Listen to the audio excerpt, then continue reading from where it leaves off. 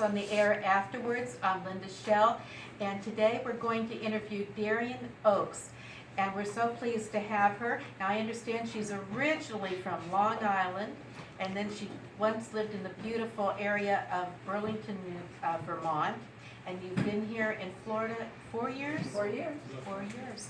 Now tell us please, what got you interested into writing?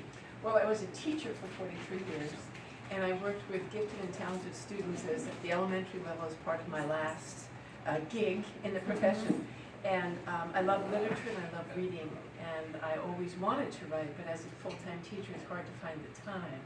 So when I retired, having been exposed to so much good literature for young adults, I wanted to create some of my own. And I've been writing for young adults now for about 8 years, and really enjoying it. Tell the audience what your category of young adults is. Well, it's the age group is between 8 and 12 that I would consider young adults, but some people say it's more 9 through 14.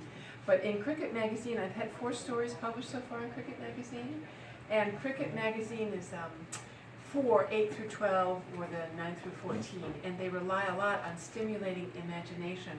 When I was a teacher, I thought that the literature in cricket was always stood out as really good literature. So when I started writing, I sent some stories to Cricket, and lo and behold, my very first story that I sent, they accepted. So I was very lucky. I was also very lucky that the first story that I wrote, which is entitled Swing It, won the International Reading Association's award. So I'm, as a writer, hoping to open and spur the imagination of those young minds that are still forming with interesting or unimagined or spooky or frightful or from history. I think historical fiction is a great genre for young adults, and that's what I've been focusing on. That's me too. Yeah. All my books have history in them. Yeah. Except for the first one, that's retro, that I'm reading right now. Well, what grade did you teach when you were teaching gifted children? I worked with children who were grades 3 through 6, so I worked with a variety of different age levels, and it depended on what their talents were and what their gifts were, and we kind of sculpted things around what was going to take them from where they were and help them move forward. Also to help them socially and emotionally, because that's also a challenge sometimes when you're different from other people, how you can relate to others and they can relate to you. But I'm glad to hear that you think that historical fiction is good for young people, because the story I read, Two Violins, was inspired by something here in Sarasota. Oh, right. I went to Riverview High School up in Sarasota, and they had a man named Amon Weinstein presenting his Violins of Hope. And as I sat there and listened to it, he has collected violins from World War II, from Jewish families, and collected them, restored them, and now master violinists around the world are playing these violins to bring that hope back into our communities. So I think it's so important that young people get to know different times, because sometimes I think now can feel a little overwhelming.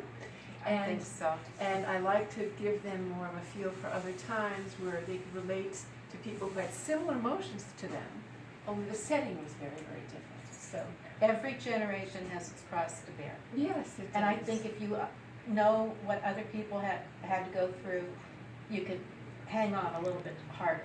And I think that's so true, and I think resilience is built through reading and experiencing other characters' lives Exactly. in times and places and in situations that might feel alien or unfamiliar at first, but if it's a good writer, they'll bring you into that world, and then that can help you grow your resilience. Many times they say, the research says that reading is the best way to help people grow their emotional intelligence. I believe that. I I believe that with deeply all my believe heart. that, having been a teacher. I would love to just continue talking on with this lady forever, but I can tell we're running out of time, so we have to say goodbye. And Darian, we certainly hope you'll be back, and we'd love to hear more of your stories. Thank you so much. Thank you for You're joining welcome. me.